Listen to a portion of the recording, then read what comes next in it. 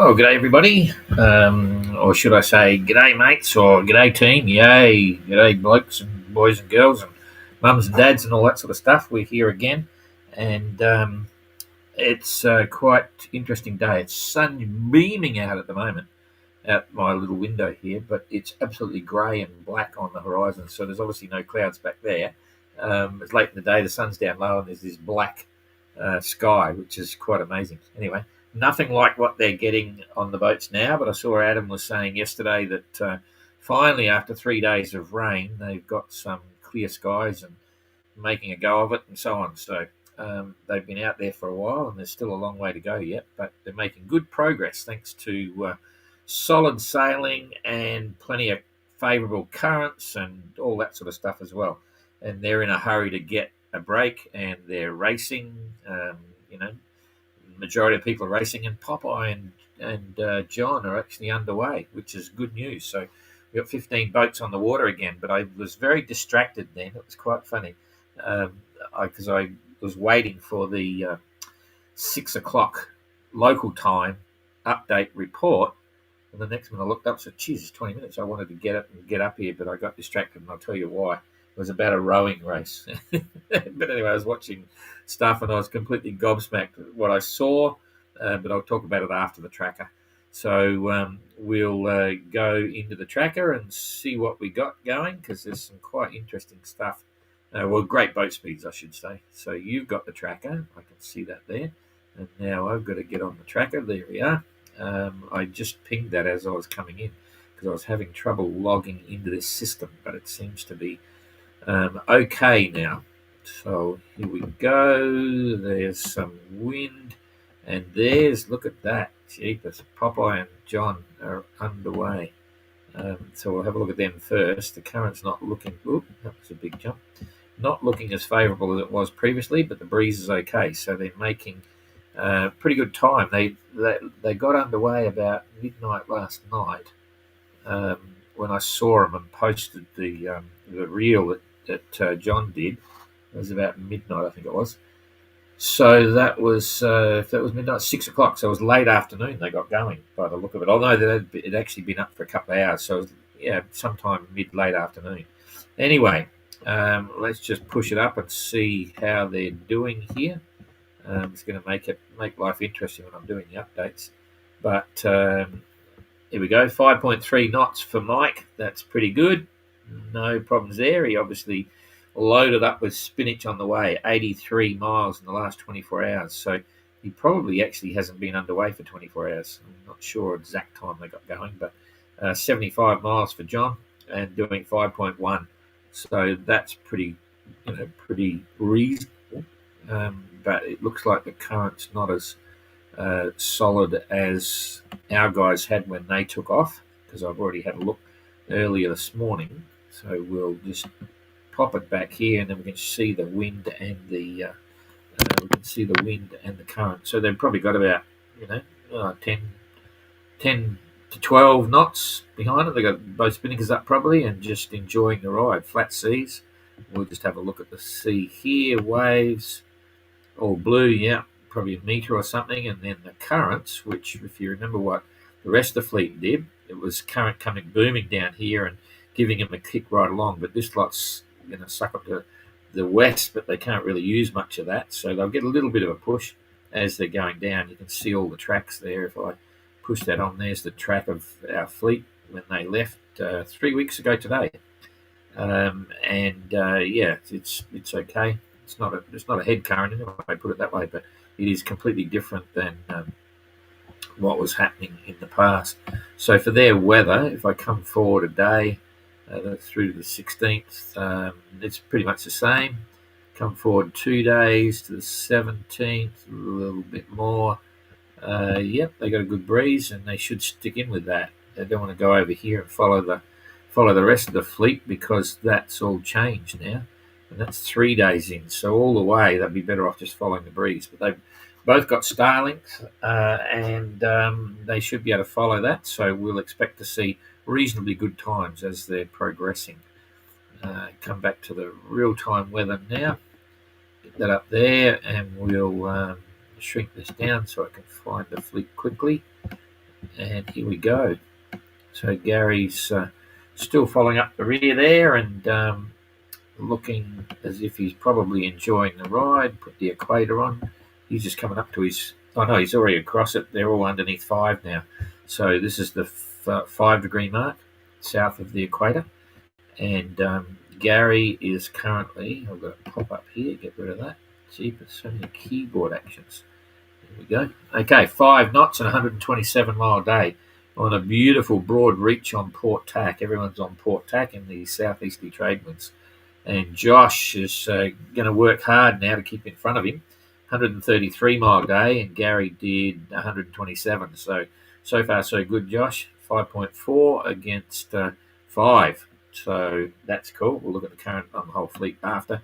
Might be a difference there. Jasmine's slipping a little bit back now because Jacob's pulling away. 5.7 and 137-mile day. They're all respectable leads. Jacob 5.5 and 135. So she has caught up a little bit on Jacob. 2 miles by the look of it. Adam still enjoying the ride. 5.9 and 143. That's pretty cool. Mark, he's just doing 5.9. He doesn't want to go out any distance. He's in the pack. Just keep it rolling. 5.7 for Christian, 139-mile day. And Adam did 143, so Adam's slowly gaining. 127 for Ayrton. He's slowly but surely going to get there. Nothing spectacular happening. Dan Canadan, 147. 147 compared to 127. He took out 20 miles on Ayrton. It's a strange thing because they all seem to be going faster, but Ayrton's still hanging in there.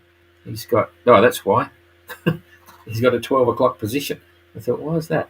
And all the other guys are for, Wow, we've got some big knock-ons here. So Dan, this is where I was getting confused because I thought, hang on a minute, why is he hanging in with Dan? Because Dan was passing him before, and now it's all mucked up because I'm going to check everyone. Yeah, it's meant to be 1,600, so everything's 1,600 except for Ayrton, who is on 1,200, so he's missed 1 signal, and Dan has missed 2. This happened the other day. I'm not too concerned about it, and it'll hopefully work itself out, but we'll just wait and see. Usually after 2, maximum 3, it's there. So I haven't told YB yet because I haven't even noticed. Anyway, Eric is on 135 miles current timeline and 5.5 knots. So Dan would be in front of Eric now, somewhere up here. And Ayrton will be a little bit further forward, not too far. He's only missed 4 hours. Peeler. So this is the lead group. It's really interesting. So you've got the 4 lead group, then you've got the middle group, and then you've got the tail enders. It's very distinct how that's working out. So Peeler's still on the hunt. 148-mile day, current timeline, and also 6.1 knots.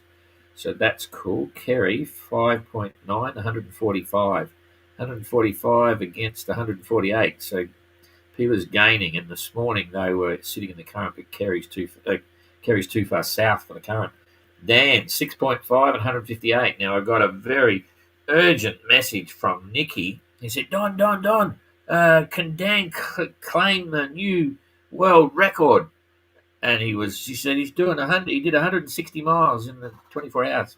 And I said, I don't think so, because when Adam had the previous best, it was 106.1, I think it was. I have to go back and have a look, but it was a point something, so Dan can't do that. So on that basis, he wouldn't get up for a new world record, but he might get one for today, because 147, 158, I think that might be it. 147, I think 158's it. So Dan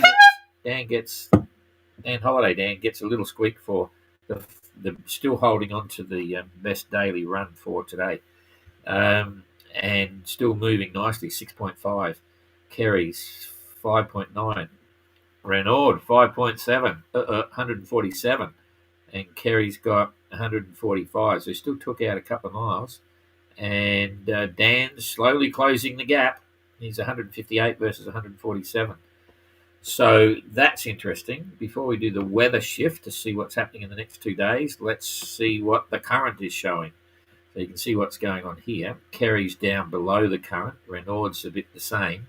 He's still got favourable current, but it's probably less than half a knot. And Peeler's had a bit of a shift, but Dan's been getting the most current there. And coming back here, you can see here Ayrton should be getting a solid lift with the current, whereas Dan will be a bit average. He's just coming out of it. And down the back, Gary's on a big blinder here. He's going to be moving into a current, which is pretty solid. And Josh is still getting a bit of a kick as well. So while the current is there, let's just move it. I'll just move it a day. That's near enough to a day. Oop, cheapers. It's all gone. That's crazy. That was quick. Oh, I didn't ask for that. It did that automatically by itself. I got to do that. I didn't want to. No, now I've got a smaller screen. There you go. And that's only changing that one, but not the other one.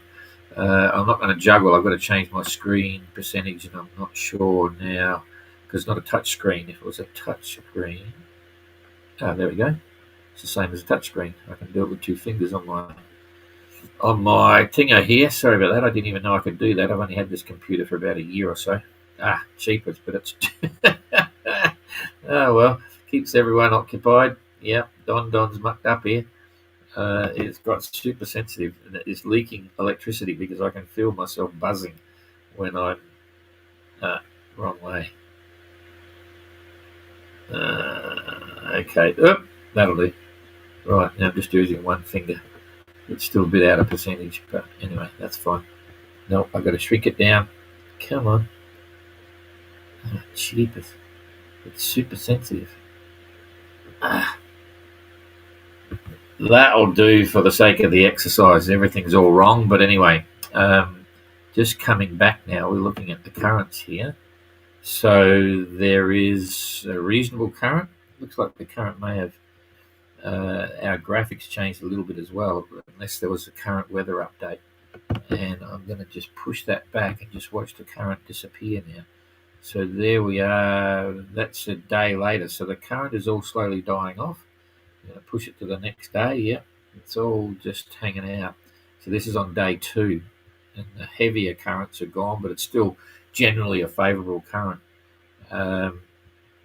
If that makes sense. Yeah, okay. So that's... we want to do the weather now. We want to do the wind. Okay, so we'll go into the wind here. I'm going to try and shrink this one more time. It's frustrating. It's super sensitive. Come on. No, it's sticky. It's not. Cheapers. No. I'm going to have to. Cheapers. That just keeps rolling. I do a tiny touch and get 2. That'll do. But you can see how this index here on the bits and pieces has got really large. It's not quite meant to be like that. So all of a sudden, each of the boats is quite a bit bigger for the size on the screen. But anyway, I'm not going to worry about that now. I know the weather's going to hold because we checked it yesterday. But nonetheless, let's just have a look here. I'll just bounce it through. So imagining the boats all sailing through. There goes a couple of days. They've got plenty of breeze. It's strengthening a little bit. That's right with 17, 18. They've got plenty of wind there. So that's pretty much it. So let's go back and I'll see what's happening here. This will be the next nightmare if it pops up. No, it's looking normal. I've got to hide the questions from there. I don't know why it does that. And if I hit that, I should pop up and hopefully on the same size. Yep, I didn't change.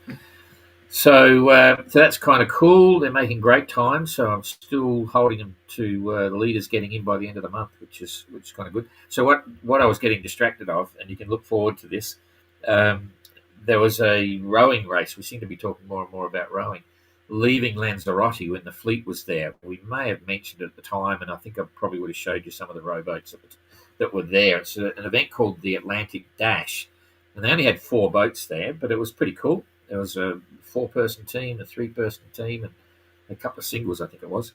Anyway, I just said, I wonder how the boys are going, because I knew they would have been finished. There was a lady in there as well, and a more mature lady was going for a record, I think, to be one of the elderly to go across.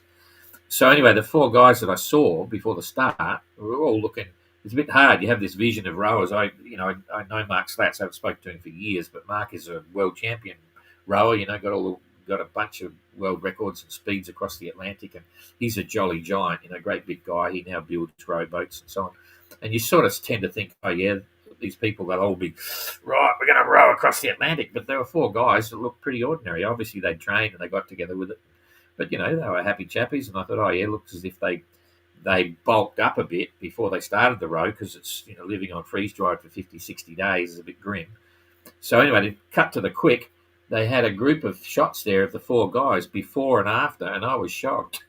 So I'm gonna make a post of that. I'll share the post across, or do something so you can see the difference here. And obviously the rowers are having a great time, and they succeeded. They got there and they raised a bunch of money for charity, which is really cool. But when you see the before and after shot, cheapers, you can hardly recognise a couple of guys. It reminded me, and they were, one guy, he was smaller than me when he left, but he lost 18 kilos. And when I rowed, I didn't row. When I sailed Bounty Boat, I set off, I bulked up. I went from 94 to 101 kilos. And before the trip, but I lost 18 kilos because I could afford to. But I didn't think I looked that different when I finished. So anyway, stand by. You might have a bit of a view on that. And what's it relating to for 580? Well, Jasmine was a rower, and they went across the Atlantic like our guys, and they obviously had a lot of fun. And they're in Lanzarote, and I thought I'll just show you what happens. And that brings up the fact that when I'm seeing now, when I see like all our guys and girls as entrants, they were all pretty fit and healthy at the start. But I've got to say, now they're going across the Pacific. I'm really looking at them thinking, wow, they all look pretty super healthy. They've all lost a little bit of weight. They all look a lot fitter. They've all got a different aspect on life. They're not staring at their iPhones every day like I do, or working on a computer every day. So they're a bit relaxed as much as they're stressed with the weather and trying to keep their boats going. And so it's changing them, and it's only just begun.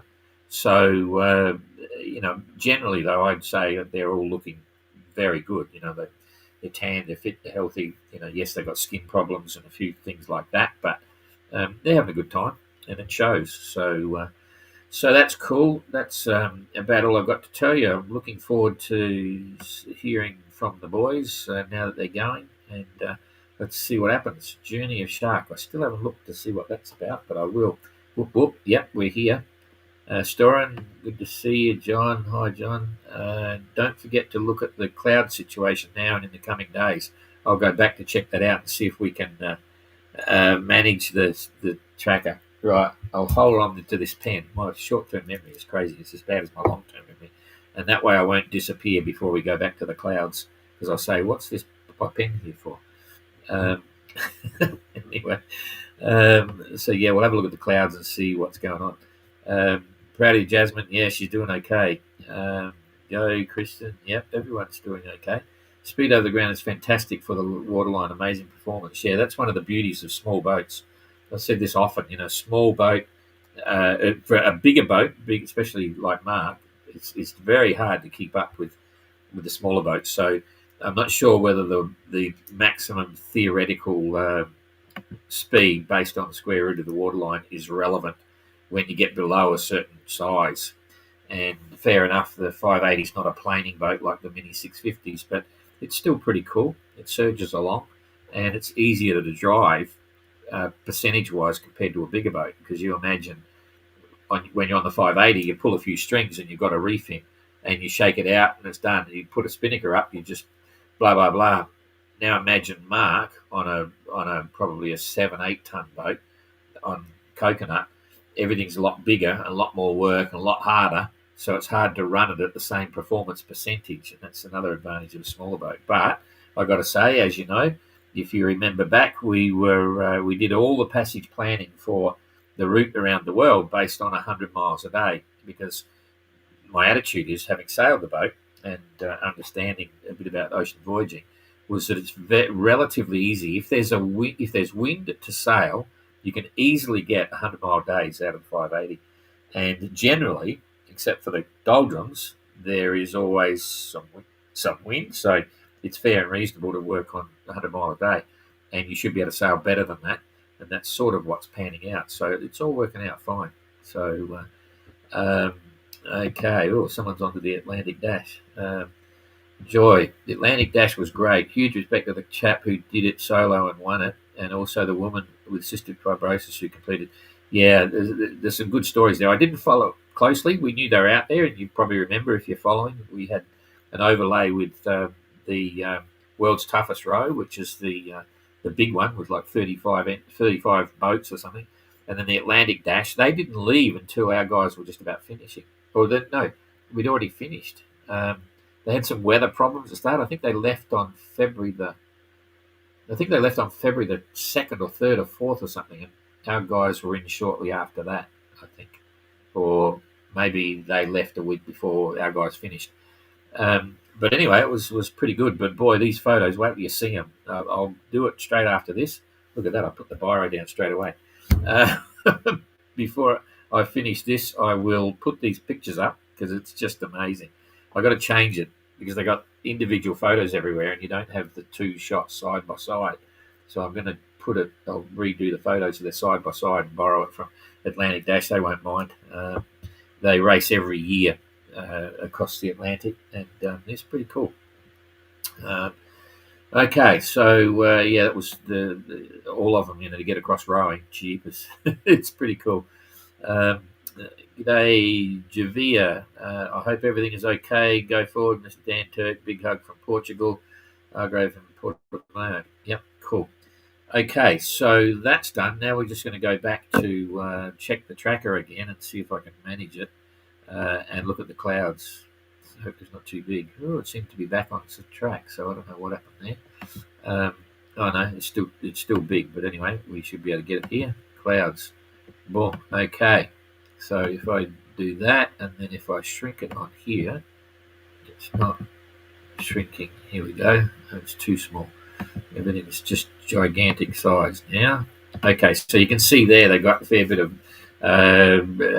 of blue sky. Okay, so everywhere you're seeing this yellowy colour is blue sky. Everywhere you're seeing these white ones, that's the clouds. Okay, and it looks like there's a bit of rain over here as well. So it's pretty good. Fluffy bits, not too bad. They'll get the power back in their batteries. So that's all cool. I'm not too worried temperature-wise. It's still probably pretty hot, although I was blown away when I saw Dan with his beanie on. Jeepers. Oh, that's currents. We want temperature. Yeah, still hot. Still low 30s, high 20s. High 20s, low 30s. But with the rain, that obviously cools it down. And with the wind, that cools it down more. And the thunderstorms underneath, no sun, things like that, it could get chilly, especially when you get a bit wet. Interesting, they're all talking about wrinkly hands and all that. They're all sick of being wet, which is understandable. Anyway, that's it from me. Clouds are in the future, not today. Oh, okay, you're right. The weather was. I forgot to put the scale down. I'm glad someone's bloody watching what I'm doing. Okay, here we go. Clouds, boom. There we go. Some big holes. Oh, it's a bit overcast here.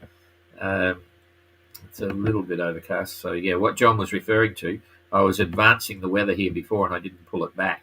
So that's on the 18th. So for now, real time today, it's a little bit overcast. They've got some rain up north of them and it's a bit average. But if we just bounce that through, you'll see what's happening. It's clearing a little bit. Yeah, a bit of, no, it's still a bit average, eh? They're going to get some rain in there, I think. Let's just have a look. So 17, that's 15, 16, 17, 2 days. No, they're still getting a bit of a mix, 50-50, but it's slowly going to clear. Let's just see what they're saying with the rain. Okay, yeah, there's still a bit of rain around as well.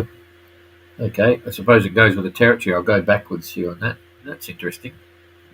I'm learning all these new controls.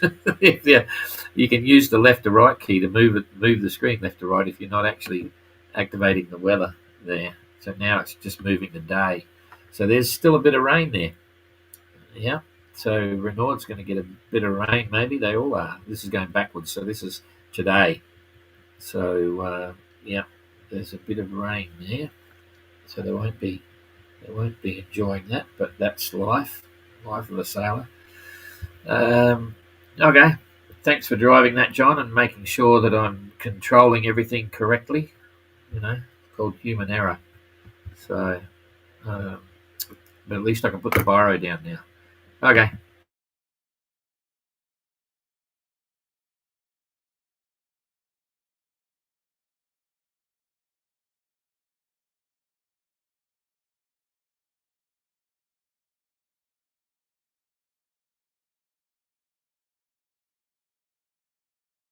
Power.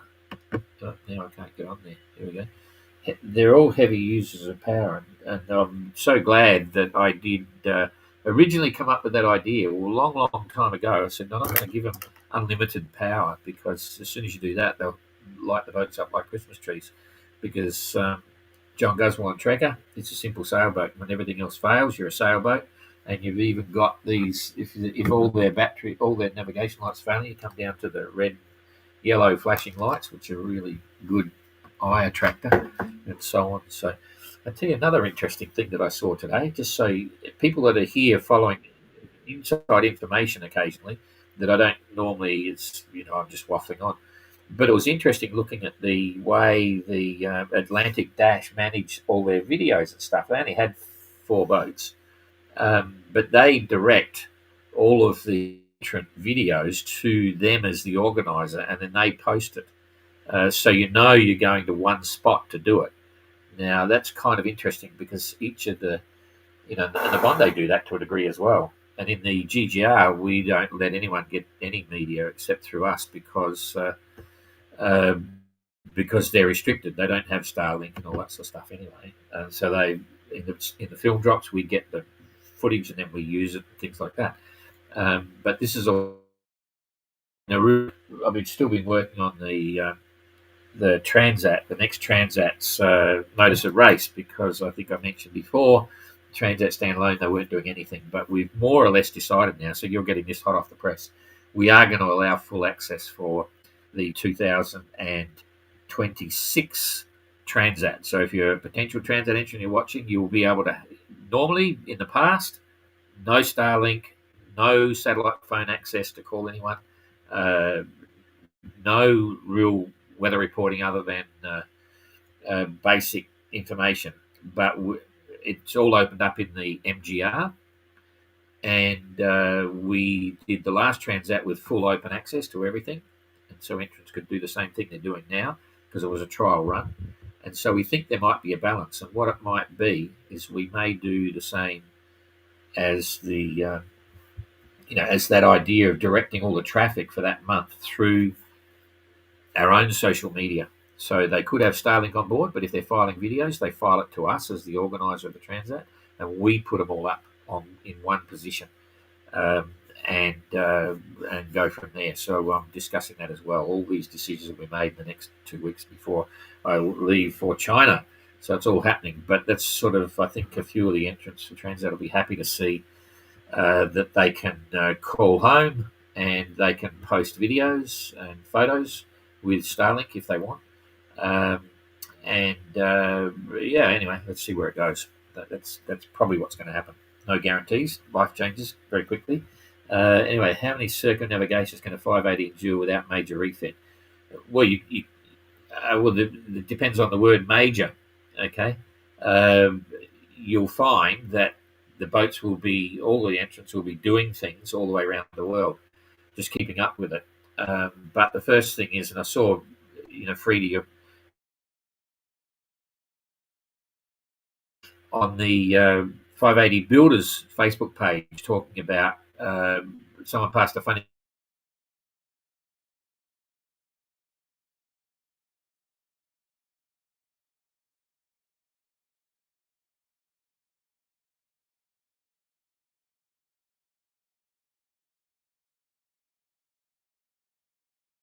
certified marine plywood, which is really good material. It's like a composite, and then when you fiberglass or epoxy sheath it and also seal the inside, sort of, you look after it, keep the water out of it, let it breathe at times, all that sort of stuff, and keep it painted. And all that.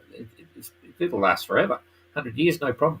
But if you abuse it and let it go and let the paints fail off and let the glass start to delaminate and not keep up with it, things like that, you might only get 20 years.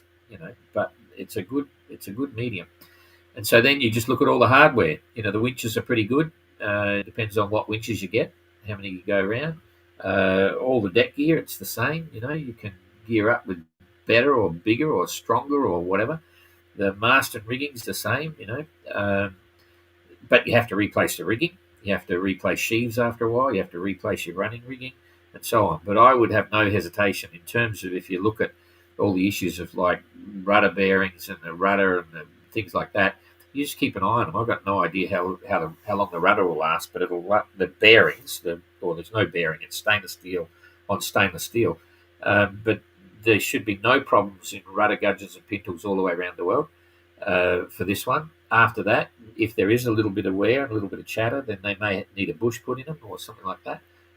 But I'm certain that Trekker will be doing probably the next four or so MGRs. It's maintenance is ongoing. It goes for a long time, and major refit. It depends on the boats. There's a really different. I hope this is making sense. You have to work on the boats. Even the Golden Globe race, they do a major refit before the Golden Globe race to make sure the boat's up to standard. Some of the people that are buying existing boats that have done the GGR, some of them I can tell, they buy the boat and think, oh, we just got to do a bit of servicing and go around the world again. There's just no way. People that do that will not make the finish. You have to do the same sort of refit for the next Golden Globe race. You got to pull everything apart, check everything about the chain plates, everything about the rudder gudgeons, pintles. The structure's usually pretty good, but all your windows and hatches, replace all your rigging, check every fitting on the mast before you go again, because that's just part of getting it right. It's got to be perfect when you leave. And to a degree, 580 would be the same, but it's a lot simpler and smaller, so easier to do. So the 580 is good if you're buying a boat to get it going, but you just want to look at everything. And because you've got stopovers, it's easy. You have a problem along the way, you can fix it and carry on. Anyway, waffling on a bit. So thanks, everybody. We will hopefully see you tomorrow. And have a good day or night, wherever you are. See you later. Oops.